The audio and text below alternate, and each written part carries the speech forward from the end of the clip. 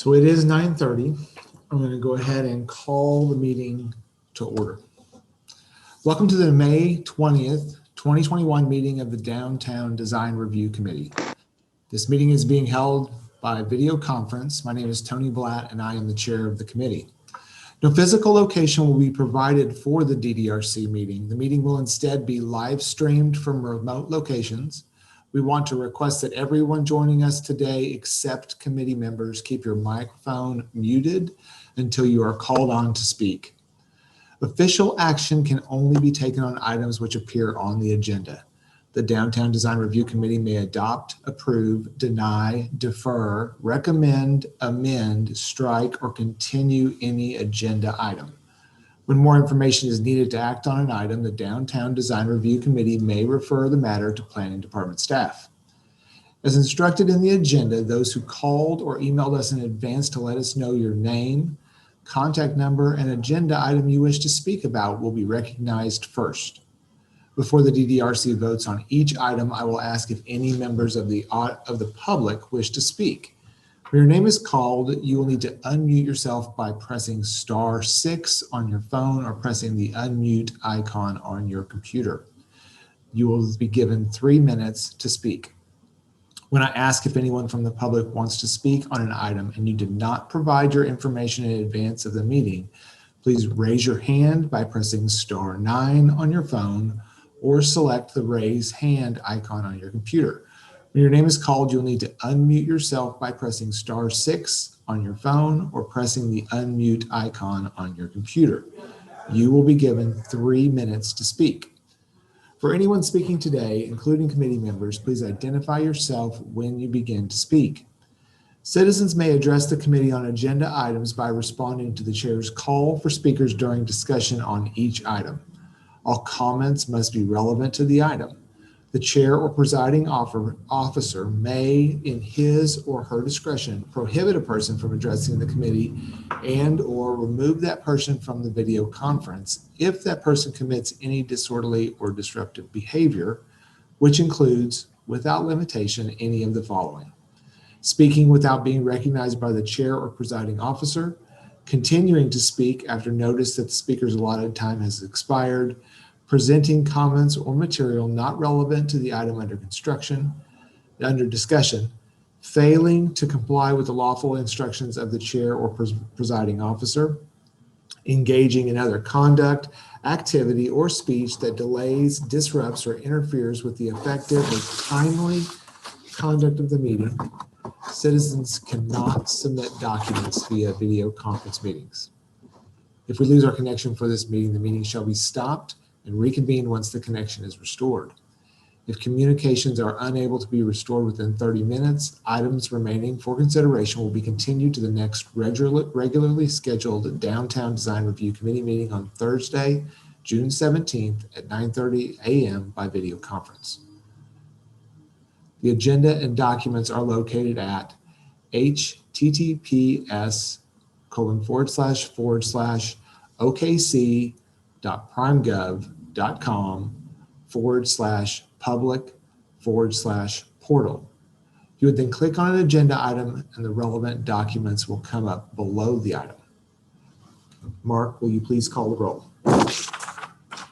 Thank you, Mr. Chair. Committee Chair Blatt. Present. Committee Vice Chair Bates. Present. Committee Member Brannon. Present. Committee Member Copeland. Committee Member Jones. Present. Committee Member Sauer. Present. Committee Member Trujillo.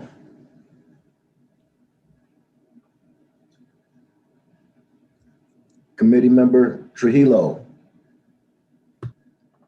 Mr. Chair, that completes the roll call vote. Excuse me You a have minute. quorum. This is Laura Griggs. Rosie, you're muted. Laura, There we go. something happened on my side and my audio is out. I can't hear anything.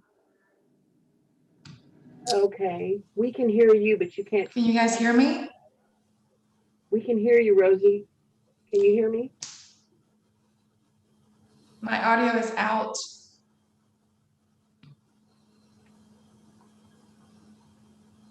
Okay, do we have any suggestions from anyone I can call her on the phone? This is So Katie. Laura, If you want to mute yourself and call her and see if she can call in to the meeting by phone. She can stay logged in on Zoom so that we can see her and she can see the screen, but she could participate from a Okay. phone line.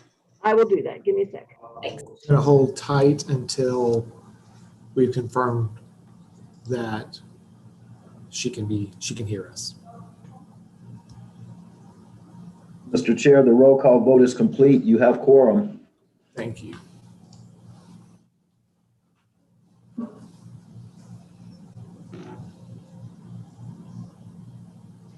Laura?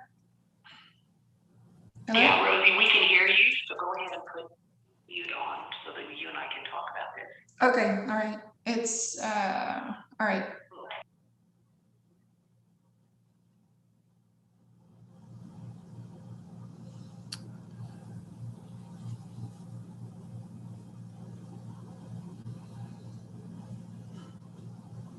Do we have confirmation that committee member Trujillo can hear us?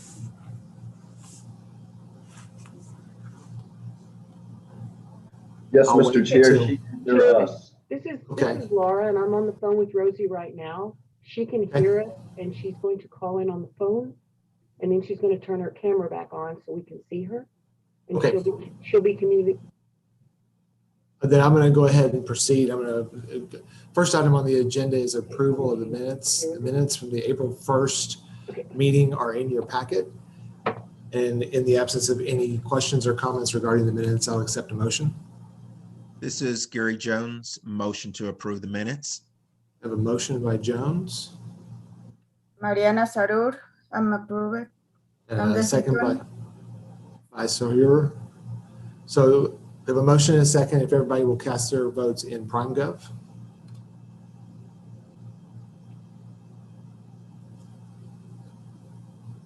I sent you an email. Mr. Chair, the vote passes. Very good. This is Laura. Did we actually physically see the vote? Yes, it showed on the screen, Laura. Okay, because I didn't see it. Sorry. It must have been too quick for me to see it. Susan, I did not see it as well. Okay, sure? so yeah, that's an issue because I didn't see it. Susan didn't see it either. So This is Katie. I'm pretty sure I saw it flash up there. Okay. Okay. So item 3 on the agenda is cases withdrawn and there are none. Item 4 is continuance requests and there are no items. Item 5 is the consent docket. We have one item, which is DTCA-21-0026 Phase 2 at 518 Colcord Drive. Laura, do you want to present items on the consent docket? If there are any questions or comments from the committee members, we can receive them. And if there are no questions or comments regarding this item, then I'd entertain a motion on the consent docket.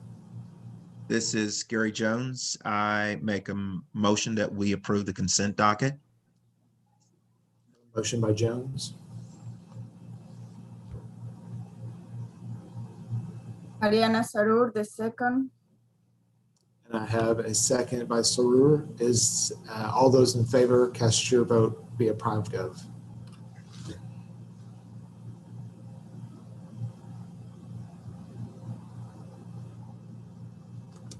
Mr. Chair, the motion passes.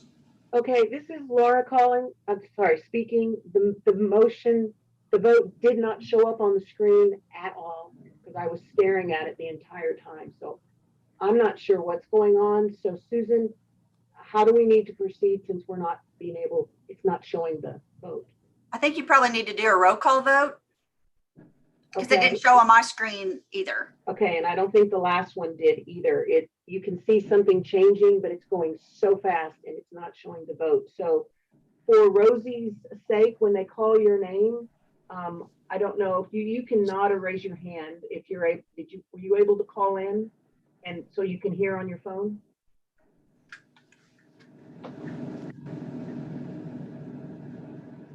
I don't think she's able to hear us. But we need to at least do a roll call vote on this one, and then we need to discuss if we need to go back and do a roll call vote on the minutes. Okay. So do we need a roll call vote on the consent docket? Yes, please. Okay. Mark, could you do that for us? Thank you, Mr. Chair. Committee Chair Blatt, Aye. Committee Vice Chair Bates, Aye. Committee Member Brannon, Aye. Committee Member Jones, Aye. Committee Member Sarer, Aye. Committee Member Trujillo. I don't think she can hear us. That concludes the roll call vote, Mr. Chair. The motion passes. Thank you very much. So the next item on the agenda is cases for individual consideration.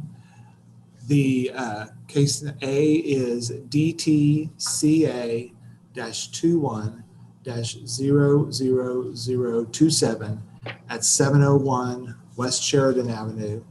And just to disclose, I do have a connection to this applicant, but it is nothing that would prevent me from being able to act on this item.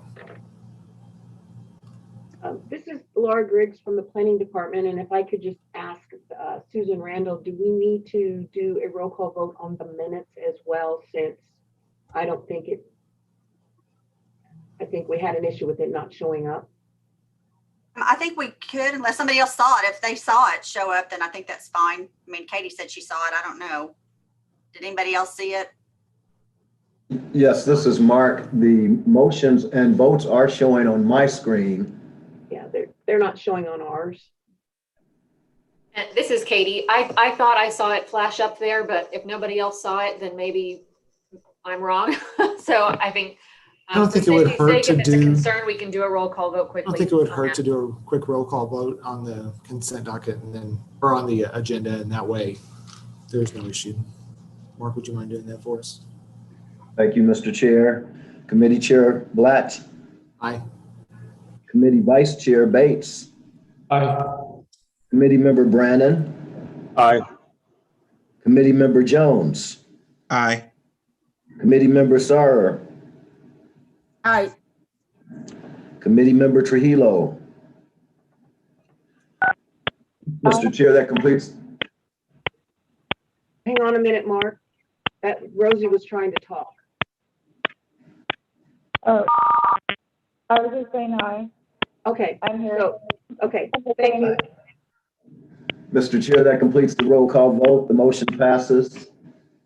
Very good. Thank you. Okay, so then we'll go back to 6A, which is DTCA-21-00027 at 701 West Sheridan Avenue. Laura, do you want to present this item? Thank you, Chair. Laura Griggs, Planning Department. Most of you on the Horseshoe were around when this originally started back in 2016, so I'm just going to do that very quickly. And we'll just leave it frozen right there for now, Cameron. This mural was painted back in 2016 without any approval from the Arts Commission or from the Downtown Design Review Committee. It came back through the approval process after the fact. The Arts Commission, while finding that it had merit, did not recommend it because it had been painted prior to getting approval. It was before the Downtown Design Review Committee at several meetings, lots of discussion, and finally in February 2017, it was approved with the condition that the applicant provide documentation of paint removal method for removing paint from the brick details around the windows to staff for review and approval. It was agreed that there was concern about the potential damage to the brick. In looking at this picture, you see what almost looks like a stripe across the top of the building. That in fact had been painted at some point in the past, and we have some pictures that we'll show you later. That had been painted gray, and the paint was removed. And so what you're seeing is the impact on the brick and the mortar when that gray paint was removed. And then you can almost see a darker stripe that runs across where the windows are, that had been wrapped in metal. And at that time, they actually cut the seals off. And so subsequent to that particular meeting, the ownership of the building changed. And we do have, in the meeting today, we do have a representative from the current ownership of the building. They actually had the seals replaced, which have added a lot, in my opinion, to the building. It now sticks out the way it used to. It also did end up removing some of the paint because the other seals had been painted. And so that's why you see them and they look extremely yellow when you look in this picture. So in 2019, a new application was submitted. And in August of that year, it was approved with a condition that the applicant explores additional non-abrasive products and processes for removing the paint from the brick details around the windows. And Cameron, you can go ahead and continue on through the other slides. This is a picture before the mural was painted on the building. And so I actually prepared a drawing, which is shown on a future slide. In red, there were areas where we were recommending that they remove the paint. And they were supposed to present the results back to the committee by August 15th, 2020. No additional information was submitted, and therefore it went back into code violation notice status. So the applicant has submitted a letter from their brick mason that's in your packet. And in this slide, you can actually see the brick detailing around the window on the left from another part of the building, and then on the right on the mural where the paint actually obscures some of the brick detailing. To me, it's a fascinating building if you look up close to it. The letter from the brick mason stated that there is no way to safely remove the mural painting from around the window areas on the east side of the building without damaging the integrity of the brick. And there is a copy of that letter in your packet. While staff typically supports the strict adherence to the guidelines of the downtown design review criteria and the building conservation and rehabilitation guidelines for Oklahoma City, we normally do not support painting unpainted brick. However, staff is concerned about potential negative impacts from various methods used for paint removal, especially since portions of the building previously had paint removed, as I referenced.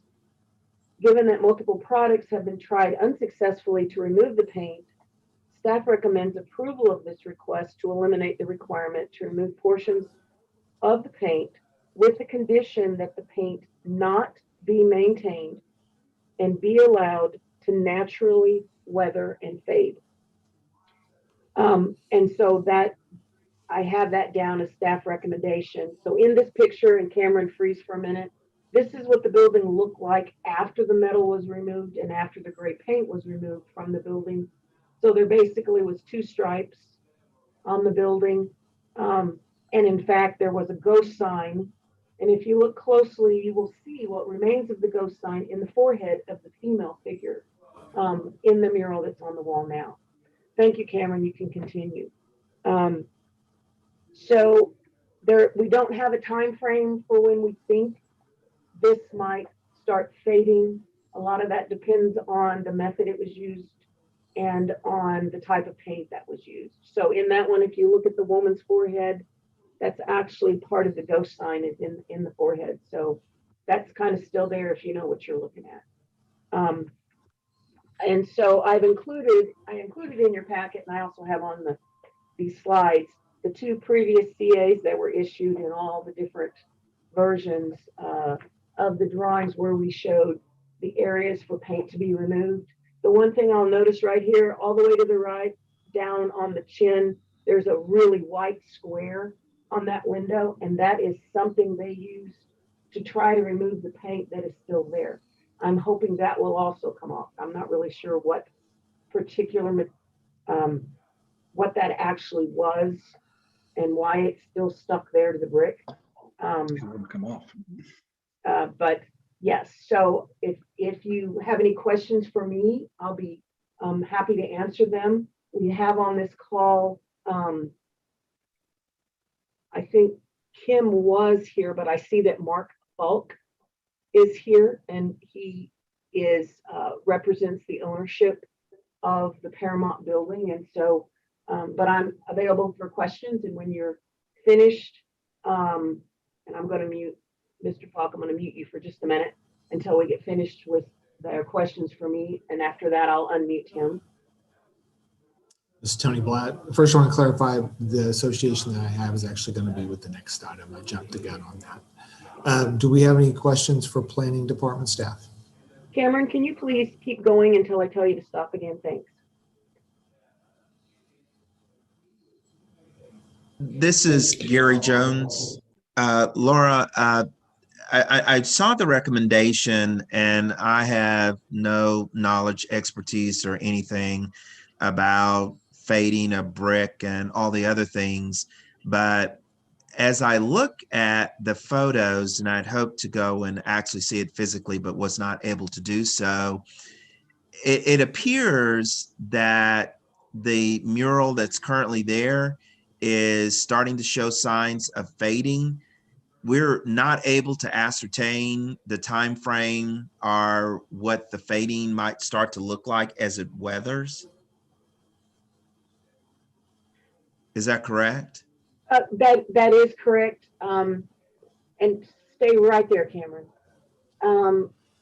What I will say is, for some reason, our camera, the pictures are now they're yellowish, and I'm not really sure what's going on with the camera. So I too thought that it was kind of looking like it was fading, and it might be a little bit.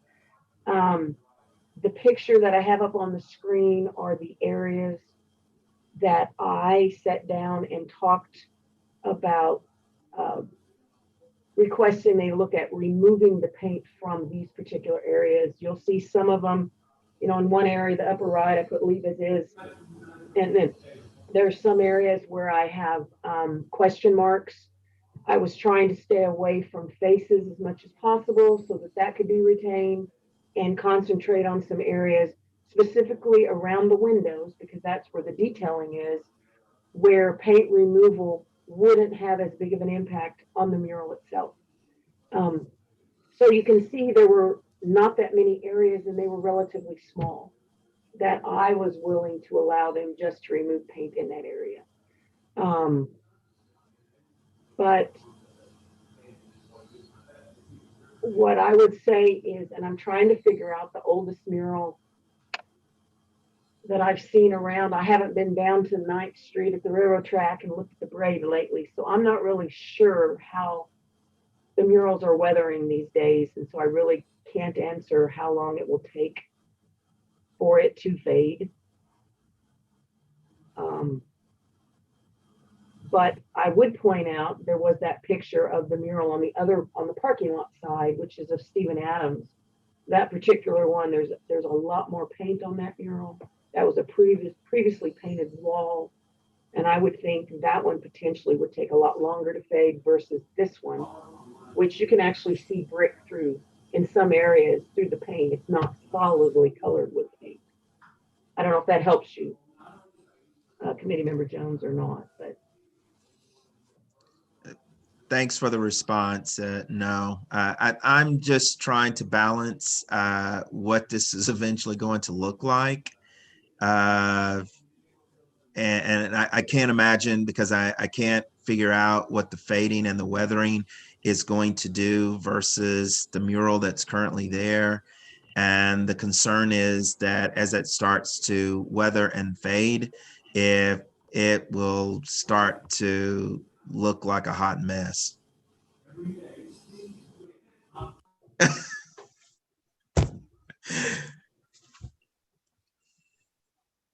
I share that concern as well, but regarding questions for staff, from a process standpoint, do we know where this would go from here if this application was denied?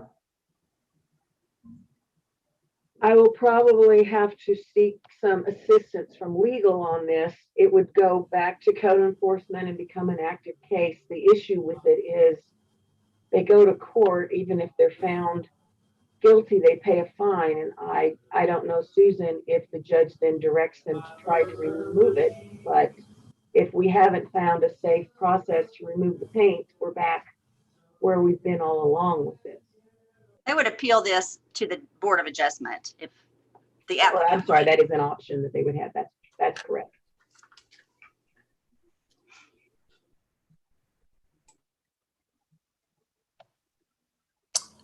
If there are no more questions for staff, would the applicant like to make any comments?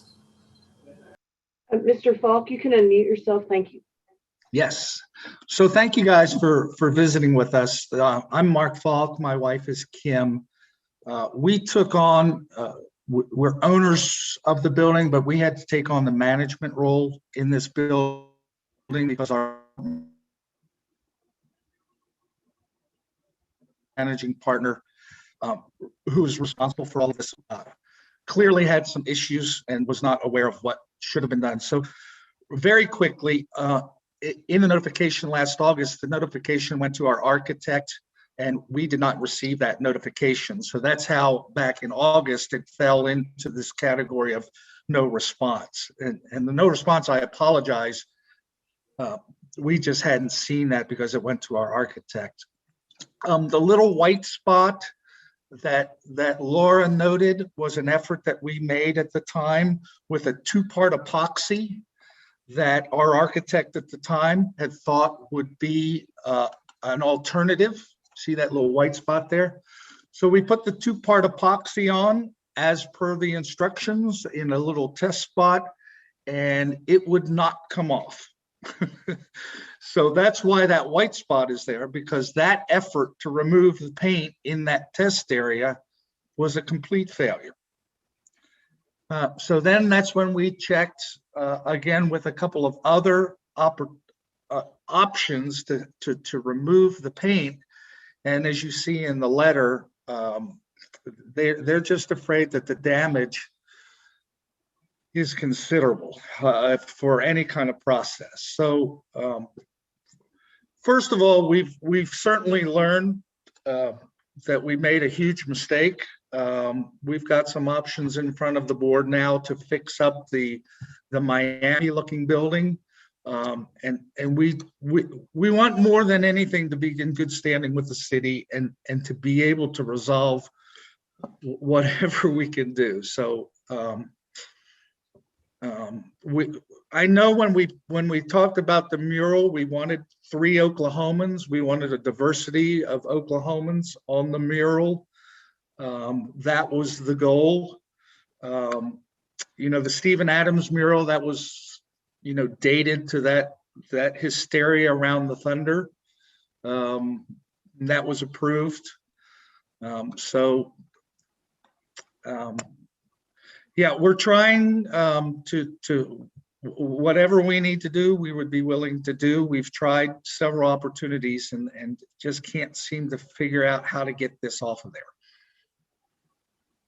I will say this, if you go around to the front of the building on Sheridan, the brickwork that had been redone after the steel cladding was taken off, that we did not own the building at that time, but that brickwork is not well done either.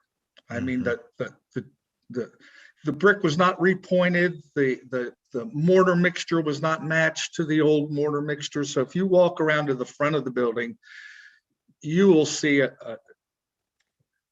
just another problem with the brickwork in the front of that building. So we hope to, when we fix up the Miami building, and Laura has seen those drawings, we're trying to improve the image on Lee for this entire building. And hopefully we can move forward with that if we get approval for this. Katie? Thank you. Katie, this is Mark. Can we Yes. have Mr. Falk please state his address for the record? Oh, My home address is 6209 Rambridge Drive, Oklahoma City. Thank you, sir. You bet. So does the committee have any questions for the applicant?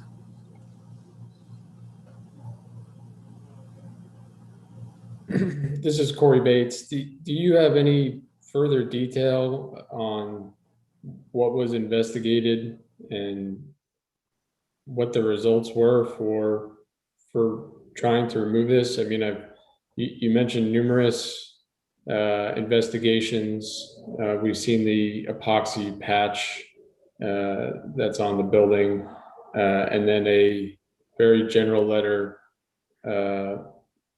from a mason just saying that removing it's going to damage the brick, but still haven't really seen or heard any detail on the different methods that are available. I know that brick restoration is very feasible. The first thing we did was I'm sorry. the first thing we tried was a paint, just a lacquer or a lacquer paint remover with a wire brush. That did not work. That did not remove the paint, and so that were just efforts that we took internally to work on it. And you could see where the brick had with that wire brush, the brick started to break down and the paint was not being removed. So that's when we went, that was the first effort. Second effort was to do the epoxy. The third thought was to go out and do a sandblast. And that was vetoed. And this is Laura Griggs from the planning department. I did get a phone call from someone working with them that spoke with me both about sandblasting and power washing, and both of those got a very quick negative from me when we were having that discussion. Yeah.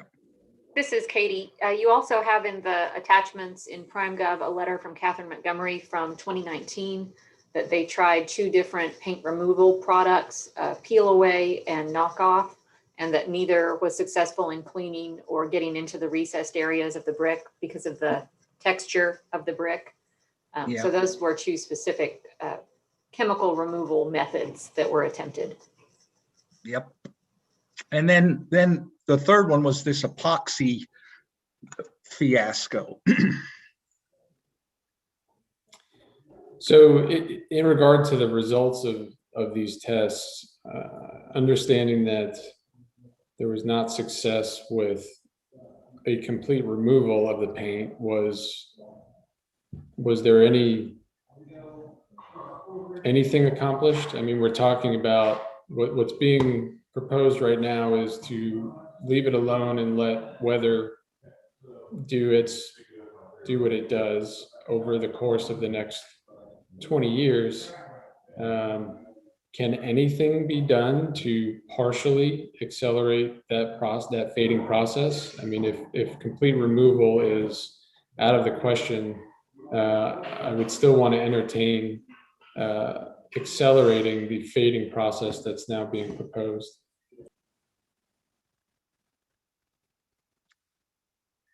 Yeah, that's something I don't know.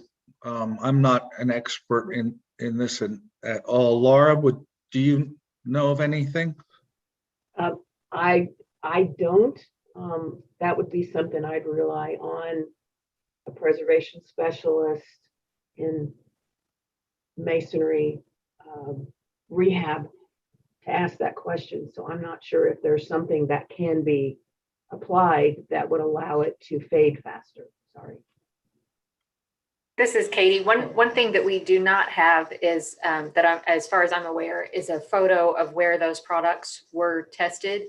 And that might, if we know the location of where those products were applied on the building, that might help in seeing if there was enough of a result to be worth continuing with. in the desired locations, or if it was such a minimal change that it's not worth continuing to apply it to the surface.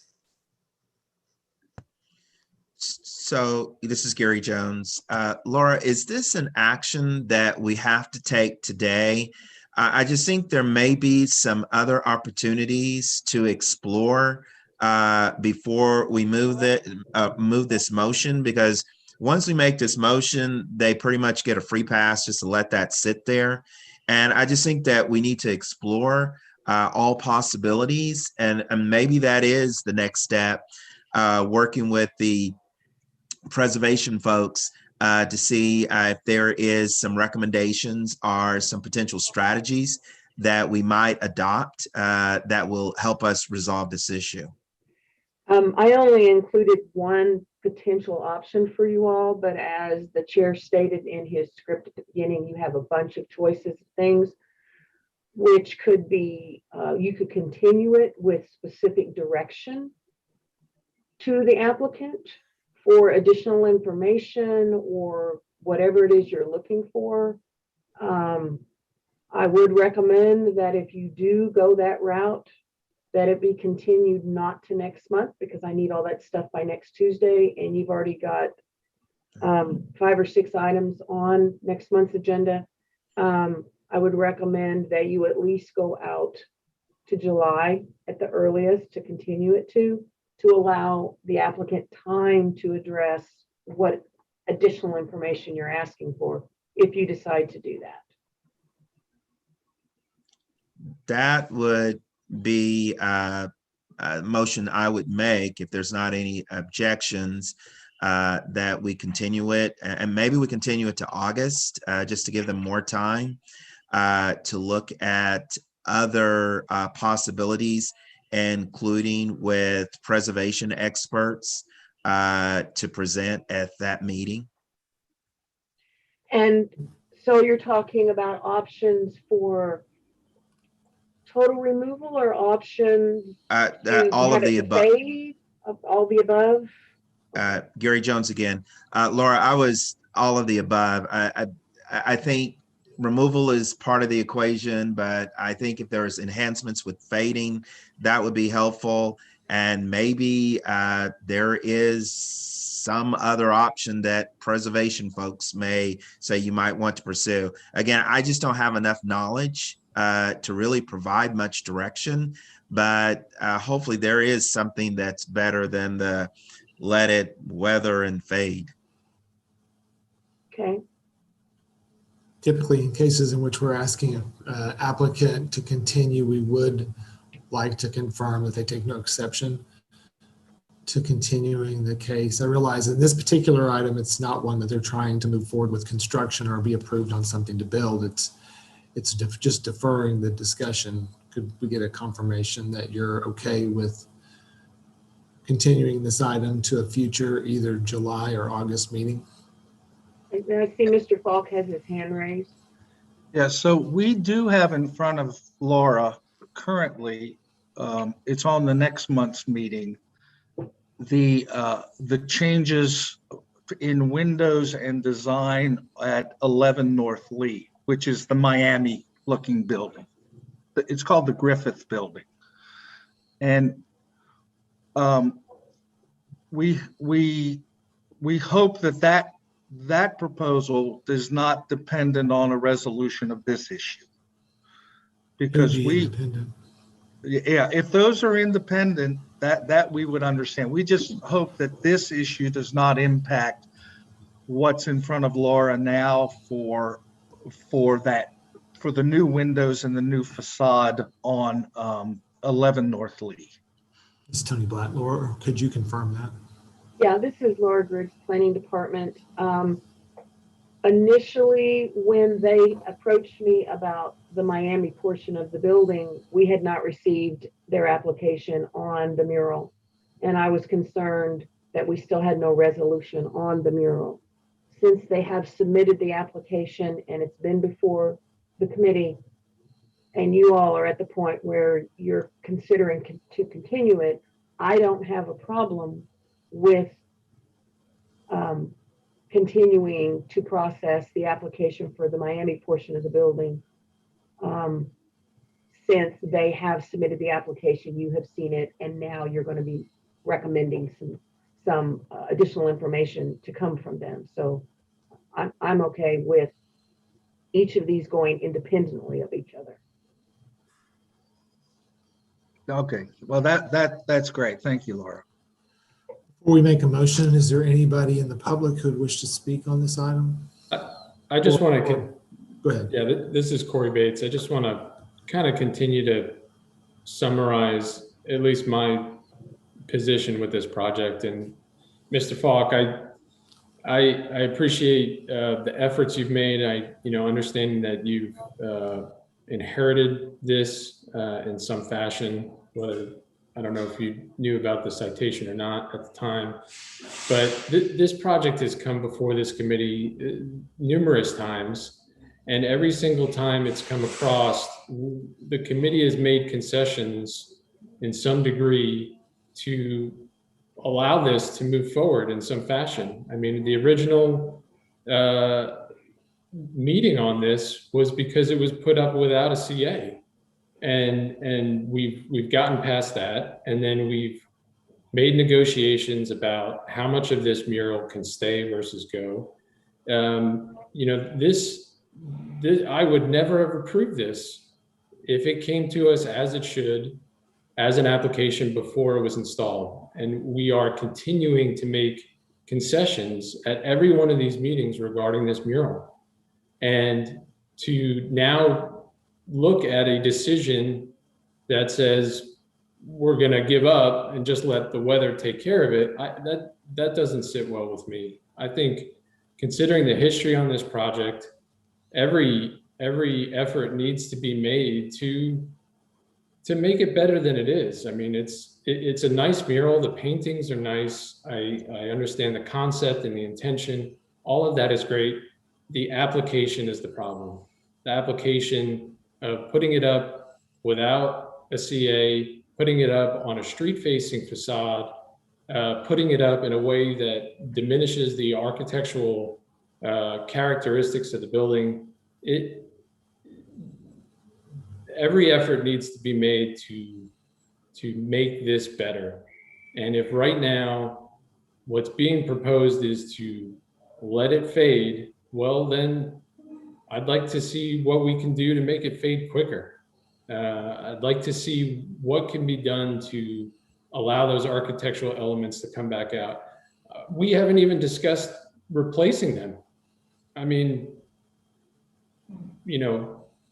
talk about the architectural details, the brick details. One way to get the paint off is to replace them, but we haven't even broached that. I think we're trying to work with everybody to make this better. And I'd like to see an active effort rather than proposing to let the weather do the job over the next 20 years. I do think any future application would need to have pretty detailed documentation of the processes that were attempted. So process A, photo before, photo after, process B, photo before, photo after. I think that's going to help us understand what does failure. We understand the epoxy failure, but these others that didn't work, we don't know if that means it didn't take off 100% of the paint and therefore it failed, or it showed no meritable progress and that was called a failure. So I think that the more detailed the information that comes before us, if this item is continued, will be helpful in us having a more comprehensive discussion on the item. And Mr. Falk, I believe that you were getting ready to say something as well. Yeah, when we tried to match the brick, when we put the windowsills, so when they put the steel cladding on the building in the 50s, like Laura said, they knocked off all of the windowsills. So we did best efforts to find bricks that match the yellowish kind of bricks. That was impossible. So we got as close a match as we could, but if you look at those, you will see that they're clearly not the same as the original building. So the outline bricks around those windows have a really rough corrugated surface those bricks are over 100 years old. And so I suspect that finding a brick to match that is likely not possible. And in fact, again, if you go around to the front side of the building on Sheridan, you'll see where back in the 40s, when they closed, there used to be a front door on the west side of the building on Sheridan. You can still see clearly when that front door was closed in, you can see that the brick, even at that time, doesn't match the original brick of the building. And you will see there on the front side also that the mortar isn't even a close match. And so those efforts that they had made way before us back in the 40s and 50s, there's a really big mismatch in brick on the front of that building as well. So the history of this building is really different. The more that I've worked now in this building for several years, this is probably originally 3 different buildings that in the 50s, the 3 buildings were put together to create a single building. So between 11 North Lee and 701 West Sheridan, that used to be an alley. And then when the alley was covered up with a steel frame and a second floor, if you look at the second floor of the Paramount building, that window brick detail is not the same as the front of the building. I don't know, Laura, if you can put that picture up. This is Laura. I was going to break in and say, can we leave PrimeGov and go back? Thank you. Thank you, Cameron. And we'll need to, I'm trying to think the best pictures. I think some of the comparison pictures of paint, no paint of the windows will be very helpful because it's close, right? And for the most part, the ones without paint are on the south facade. So those are on the Sheridan facade. This particular picture obviously is after the seals were replaced. So you can tell how the seals are a lighter yellow than the yellow of the brick details that go around the window. Yep. You can also get a feel for the well, you can see how rough the surface is of the yellowish brick and the detail around the window, which is something that was referenced, I think, by the brick mason, and I think also by Catherine Montgomery, which is one of the things that caused an issue with trying to remove the paint, because the bricks are not smooth, the bricks are rough. Can you go one more picture? One more? The one of the complete east side of the building. Yeah, I think Cameron, go back the other direction, I think, toward the beginning of the slides. Okay, here you can see that far right window? You see where it has no detail on the second floor? Cameron, there is a view of that. There it is. So you see the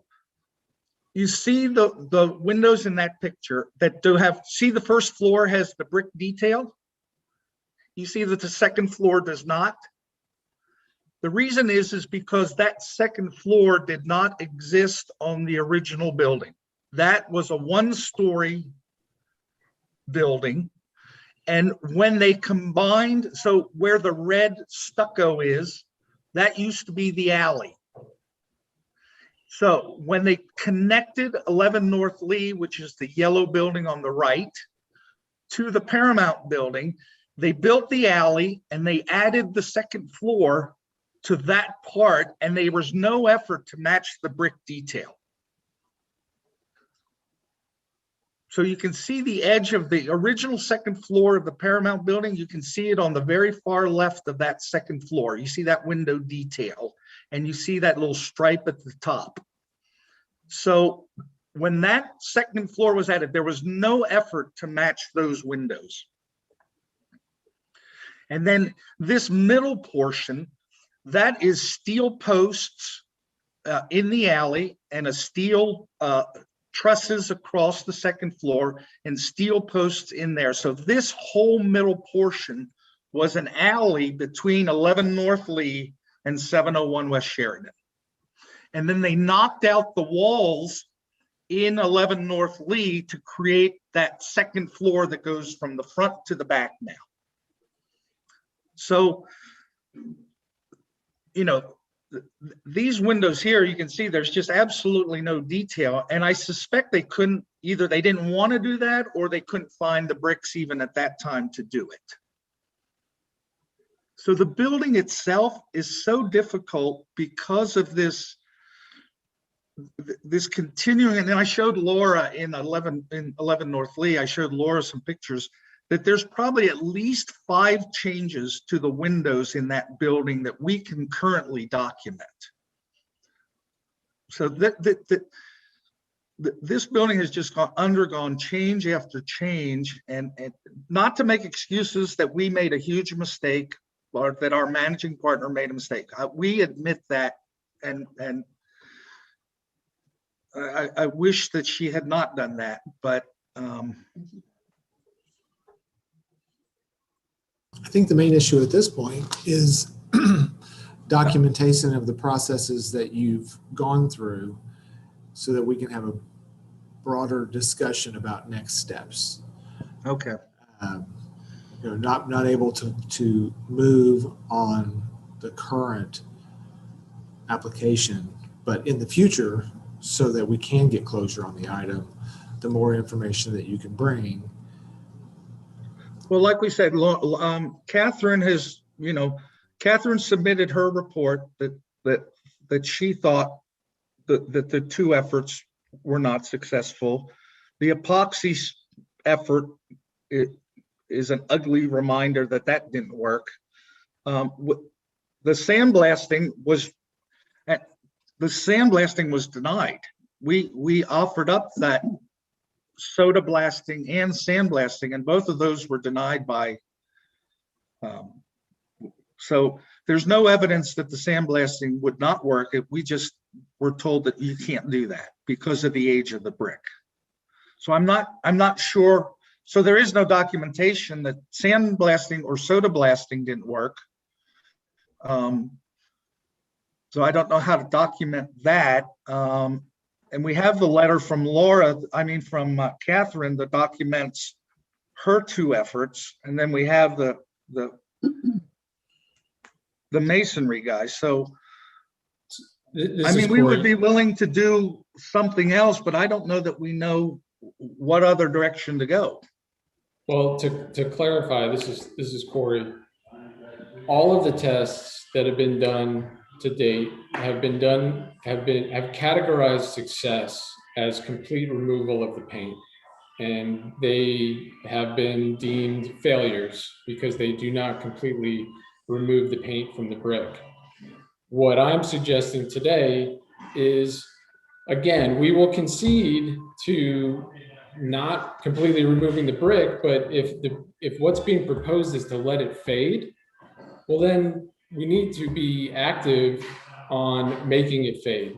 And if you've had tests that are unsuccessful in completely removing the paint, what I would like to see is, what were the results of that test? Did they remove 25% of it? Did they remove 75% of it? Because we're now at the point where we're past completely removing it, and the other end of the spectrum is to let weather do it over time. And I think we need to be somewhere in the middle.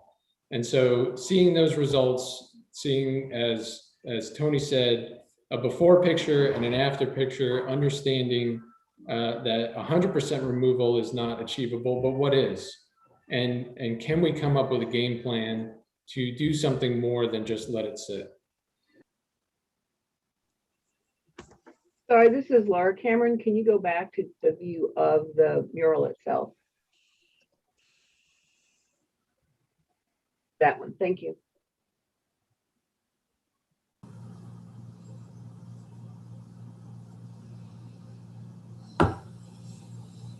I do believe at this point in time,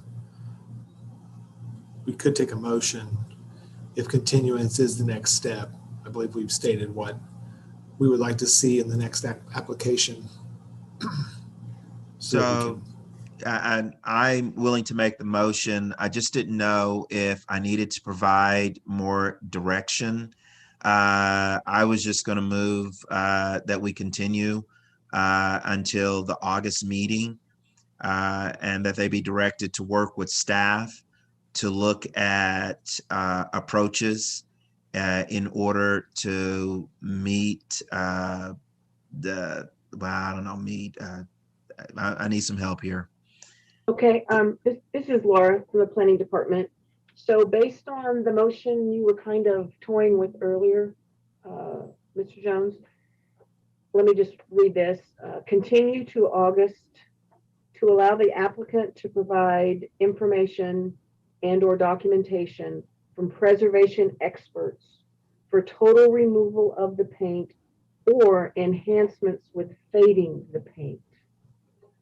And I was thinking that might be the wording because you guys have been discussing both options of total removal and the possibility of just getting the paint to fade. Would that wording be what you were thinking, Mr. Jones? Yes, this is Gary Jones. That would be the motion I'd like to make. I have a motion from Jones. Second. I have a second from Bates. If committee members would cast your vote in PrimeGov. And what I'll say is we'll Oh. try this again, but if it doesn't show up, we'll have to come back and Do do a a roll voice call. vote. Yeah. Okay. Laura, can you see the motion and the second on your screen? Yes, I can. I can see the motion and the second. Okay, thank you.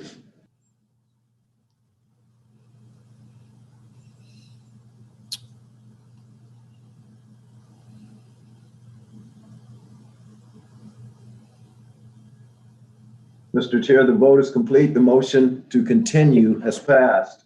So will we did need- not see, Yeah, we'll need to do a voice vote on that, please, because we are not seeing the vote. It's not showing up on our screens at all. Mark? Very well. Committee Chair Blatt. aye. Committee Vice Chair Bates. Aye. Committee Member Brannon. Aye. Committee Member Jones. Aye. Committee Member Sarer. Aye. Committee Member Trujillo. And you will, I'm sorry, Rosie, you are muted on your phone, on the phone. And I don't think I can unmute you. Aye. Thank you, we got Thank that. you. Mr. Chair, that completes the roll call vote. The motion to continue passes. Thank you very much. So the next item on the agenda is item 6B and case number DTCA-21-00032 at Part 2 at 115 Park Avenue. And this is the case in which I do have a connection to the applicant, but not one that would keep me from participating as a part of this item. Laura, do you want to present the item? Sure. I'm kind of waiting for it to go back to, thank you so much. This is Laura Griggs, Planning Department. Most of you might or might not be familiar with this building. The reason I say it that way is it is totally surrounded by very tall buildings. And it's only a one-story building. It used to be the Susan I think you say that, Comaine for the Cure. It had some murals on, it had some pink circles. Every 5 years, it seems it's been redone. So it's that short building there that you see with the blue awnings. That was the remodel that was done for the Arvest Bank 5 years ago. There is an alley that's immediately adjacent to it that the city owns the alley, but it's used as a pedestrian walkway.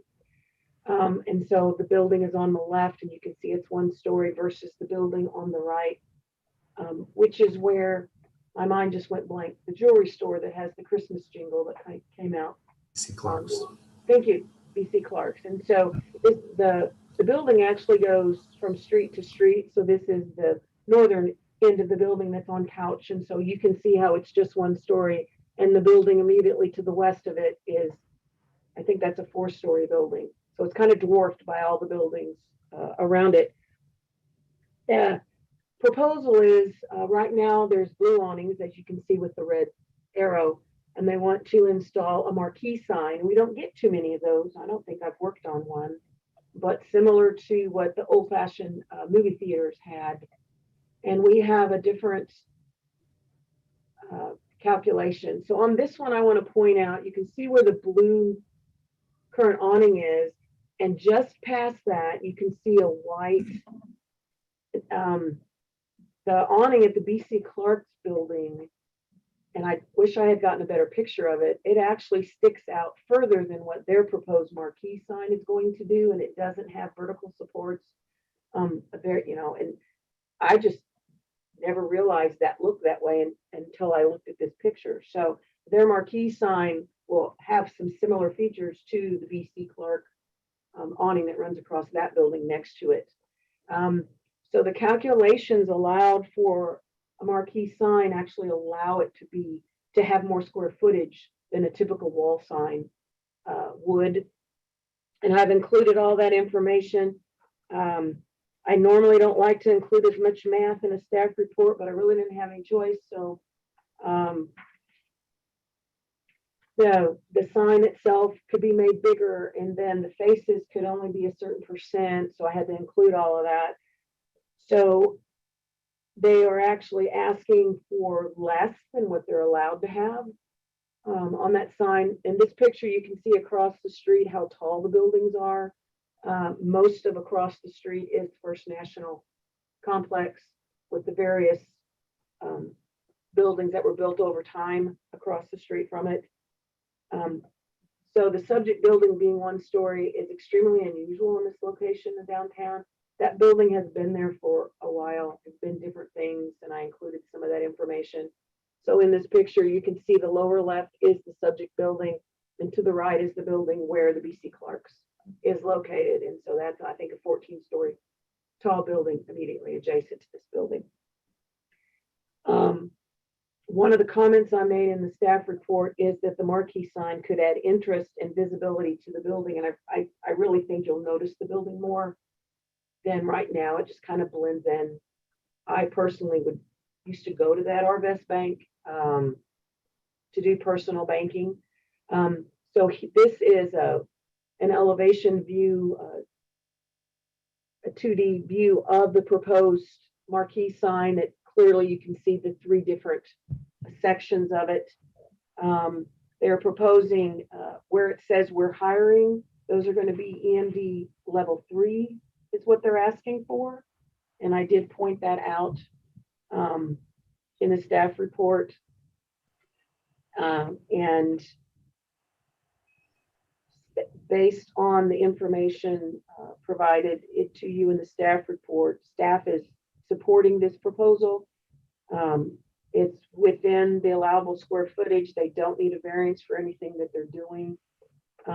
Signs can be removed, as is evidenced by everything that happens at this building every 5 years. I hope this bank stays at this location for a long time in the future, and everybody would get used to seeing it. So they provided this with their application. This is the existing building that has the awnings with the main entrance. And this is, it will stick out. I believe it's 5 feet. So there will be some depth to it from the building. And it will act as another awning. So that's as you're looking west down the sidewalk. And then this one would be when it has the marquee sign on it. So it'll add height and it'll add kind of a depth to the building. And they're going to, part 1 of this project was several things, removing all the existing Arvest stuff, but it was also painting the building. So the building's going to be white. Right now it's a kind of a tan color. The plywood on the front is where they're installing their ATM machine. The Arvest Bank ATM obviously was removed, and that was all part of part 1 of this application. And as you can see, the sidewalk from the front of the building to the tree wells is 12'6". So it's a very large sidewalk in there, and that's not even out to the curb. So there are several people representing this project. We have representatives from the bank as well as from the sign company that are attending this meeting. Do you have any questions for staff? Does the committee members have any questions for staff on this item?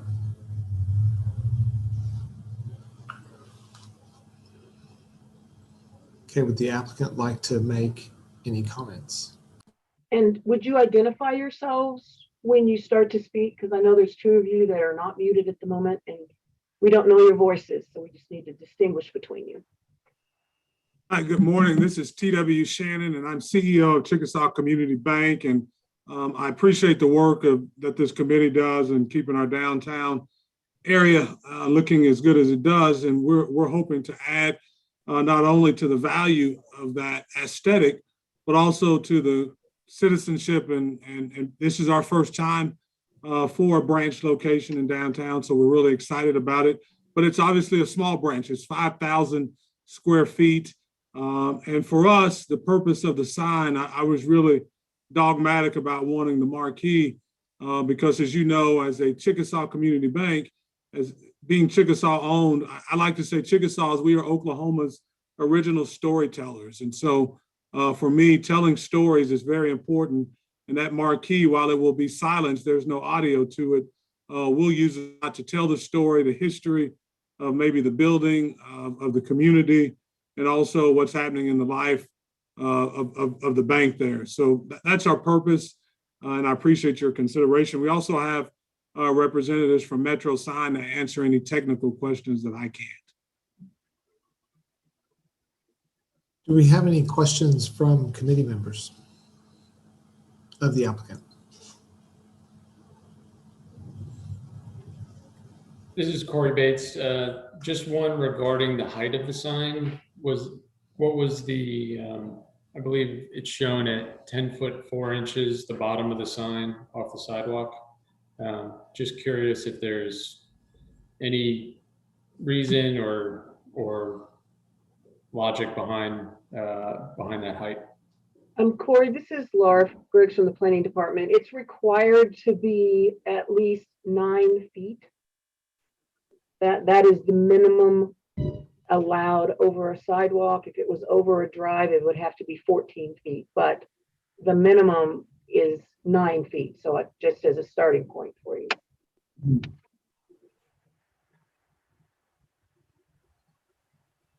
I do have a question.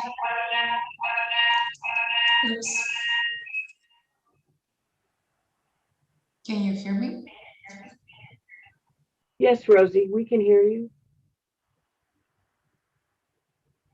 Now you're muted. Can you hear me good? It's still sounding weird.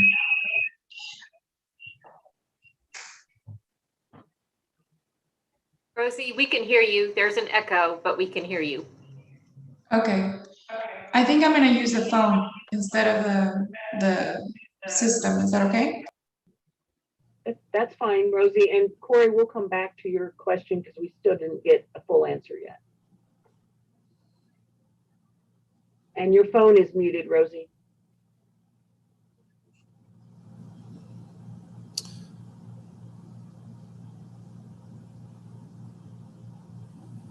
Rosie, were you going to speak on the phone? You need to unmute it. There we go.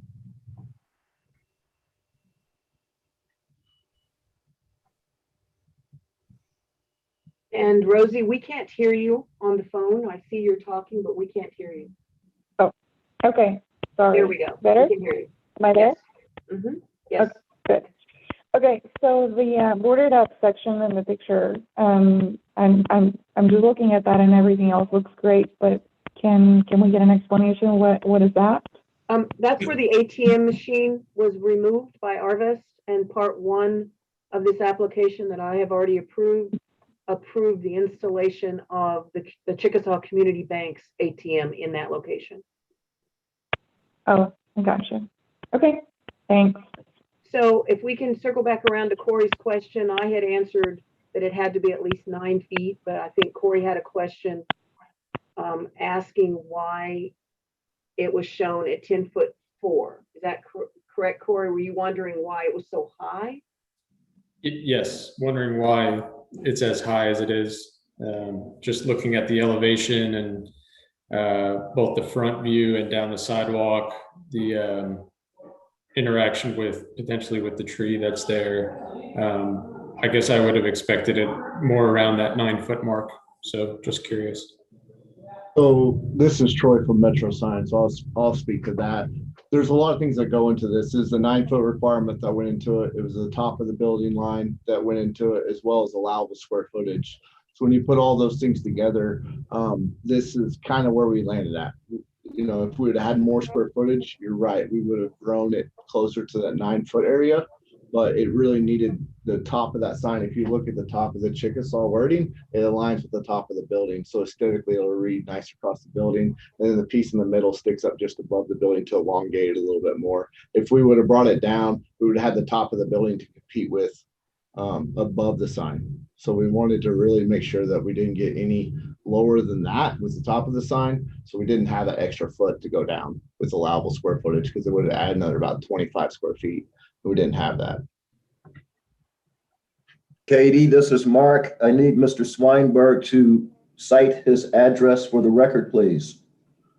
Yes, sorry. This is Troy Swinberg, Metro Sign, 401 North Ann Arbor, Oklahoma City, Oklahoma. Thank you, sir. Thank you. Did I answer your question, Corey? Yes, thank you. Do we have any other questions from committee members?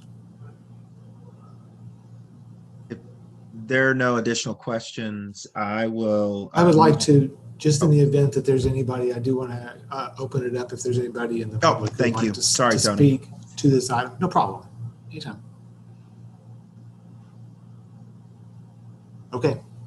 All right, then I'll make a motion that we approve the application on the basis that the project complies with the regulations and guidelines of the Downtown Design District zoning ordinance as referenced in section C and D of the staff report. I have a motion by Jones. Ariana Sarur, second. A second by Sarur. If everybody could cast their votes in PrimeGov, and in the event that we don't see the vote, we might do a roll call vote on this as well.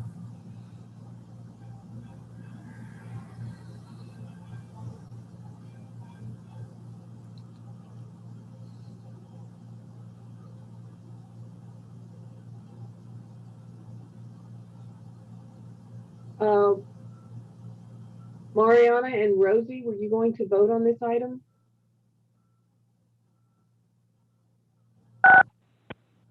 I'm sorry, we actually saw it this time, Mark, but I noticed that Mariana hadn't voted and Rosie hadn't voted. I have noted that, Laura. Thank you. Could we do Okay. a roll call and Yes, capture please. all the votes, please? Yes, thank you. Committee Chair Blatt. Aye. Committee Vice Chair Bates. Aye. Committee Member Brannon. Aye. Committee Member Jones. Aye. Committee Member Sarur. Aye. Committee Member Trujillo.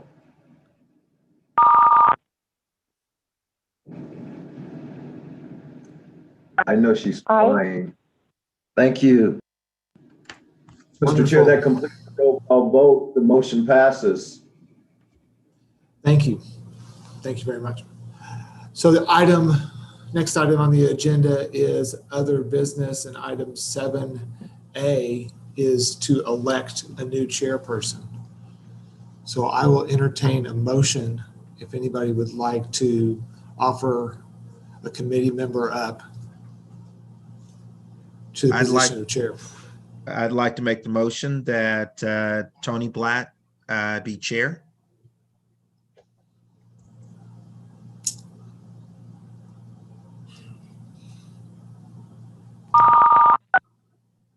I'd be curious to hear Tony's thoughts on that. I know I think this is this the second year Go on the third. I personally, I told Laura earlier, I'll serve in whatever position. I personally would like to see everybody have an opportunity to sit in both the chair and the vice chair's position. Corey and I have been going back and forth on this a little bit.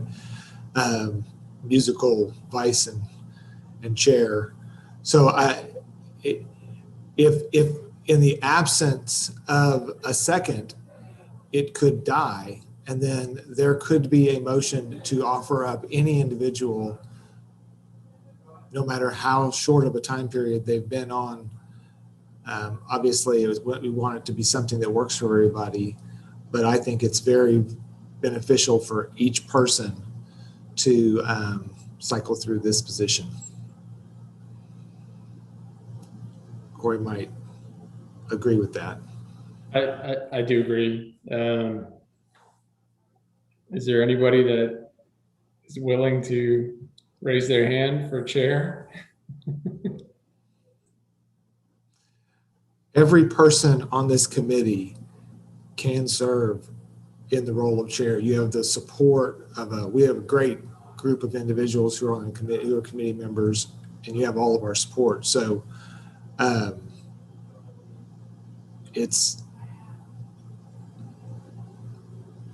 right now, go right ahead. Gary Jones, if I can make a comment, and I agree with you, and I feel a little embarrassed that I just don't have the time to serve in either of those positions. I serve on 4 other boards and 2 I chair. And if anyone else would like to serve, I checked around and I didn't get the indication that there was a desire to make a change. So Tony, that was why I moved forward with the motion. I appreciate that. We do have an active motion, so either we're going to need to hear a second or we're going to have to let it die. Tony, I will serve as chair if you are looking for a break. All right. And I'll withdraw the motion and remake the motion, Corey, to serve as chair. Tony, to give you a break, because I agree it takes a lot of work and we appreciate everything you do. And Corey, thank you for agreeing to step up. So we have a motion and a second. Or do we have Mr. Chair, who's second? Do we have a second? I think Rosie unmuted herself. Were you trying to say something? She's talking, but we're not hearing you, Rosie. Can you hear me? There we go. Now we can. I'll second. Okay, thank you. So we have a motion and a second. Could we do a roll call vote? Yes, sir, Mr. Chair. Committee Chair Blatt. I'm going to abstain. Committee Vice Chair Bates. Aye. Committee Member Brannon. Aye. Committee Member Jones. Aye. Committee Member Sarer. Aye. Committee Member Trujillo.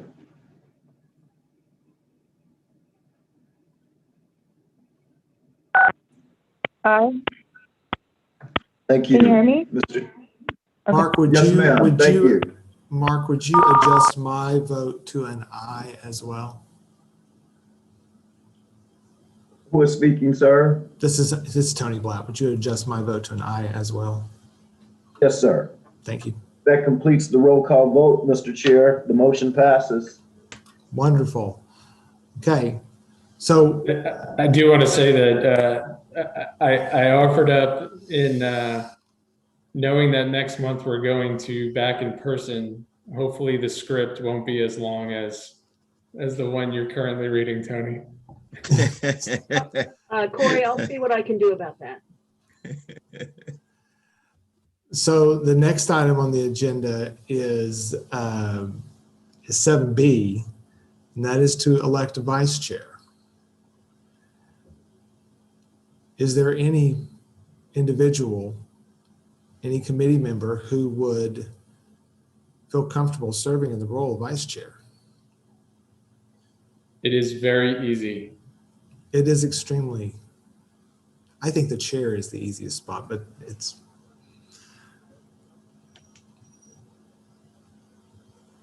This is Justin Brandon. Are there any guidelines or any type of outline of what the vice does? primarily, I believe it is just act as the chair in the event that the chair is not able to make the meeting. Thank you. I was going to just add, yes, if the chair is not present, or if for some reason the chair has to recuse themselves for a case, then you would take over as chair. And chair, I agree, chair is the easiest because you're not supposed to make motions. So. Justin, is that something that you would entertain? Weighing it, yes. Just thinking about what I have on my plate. I promise to be at the first meeting. Thank you. So what's the protocol here? How do I'll make that motion. Okay. Since I'm no longer the chair, I can make a motion that Justin Brennan be vice chair for the upcoming year. I will second. This is Gary Jones. I'll second. We have a motion and a second. Could we do a roll call vote? Yes, sir, Mr. Chair. Committee Chair Blatt. Aye. Committee Vice Chair Bates. Aye. Committee Member Brannon. Aye. Committee Member Jones. Aye. Committee Member Sir. Aye. Committee Member Trujillo. Aye. Aye. Mr. Chair, that completes the roll call vote. The motion passes. Thank you. And thank you, Justin. I appreciate that. Absolutely. And this is Gary Jones. Justin, thank you. Being a new member and willing to take on that responsibility, we all say thank you. So the next item on the agenda is item 8A, and it's administrative approval report, which there are several items on under that report. They're informational only unless there's something that needs to be discussed specifically. We will move to item 8B, which is comments from planning department staff. Thank you, Laura Griggs, Planning Department. I appreciate your attendance, and I'm also appreciate the fact that you didn't pick on the one member who's not here today and elect them into either chair or vice chair. But on that note, so it's already been brought up. It's starting June 3rd, all committee commission meetings will be in person, 3rd floor City Hall. So most of you had a couple of meetings in the middle of the pandemic.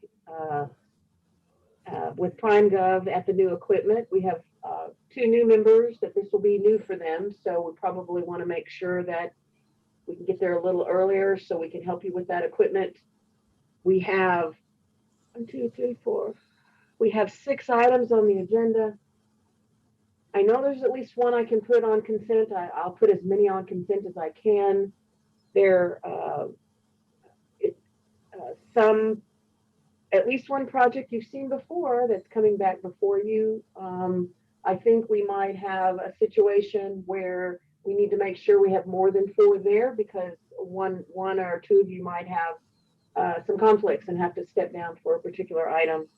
And then we have one big project that just came in, and I'm very excited to have that come in that you guys haven't had a project this big in a while. So plan to be there so that we can get some stuff done, as well as the Paramount building again, that was brought up. The Miami portion, that's what I term it, the northern portion of the building that has the Miami colors and the total different architecture on it, is in for a lot of renovations. So other than that, I appreciate you guys attending today. And for those of you who attend, one of you attended the committee commissioner training, Justin, you should have gotten an email yesterday about that survey. And so thank you if you've had an opportunity to complete that. This this is Katie. I'll just add, we will be sending out a survey later on, probably this summer, to all of our commissions and committees to get your input on topics for a future training. We plan early next year to go back to our full commission committee training that we've done in the past, more of a half-day thing, and actually feed you guys. So you'll be seeing that in the next little while. And then we are supposed to have new language for the agendas regarding returning to in-person meetings by the end of this week from the city clerk's office. And I anticipate that will include language about any COVID protocols that remain for council chambers. So we'll pass that information along to you guys as soon as we have it. Fantastic. Do we have any comments from committee members?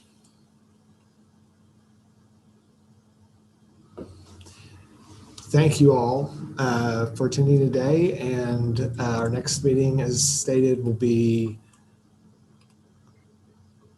what is the actual date in June? June 17th. June 17th. Okay, and we are adjourned. Thank you. Thanks, everybody. Thanks all.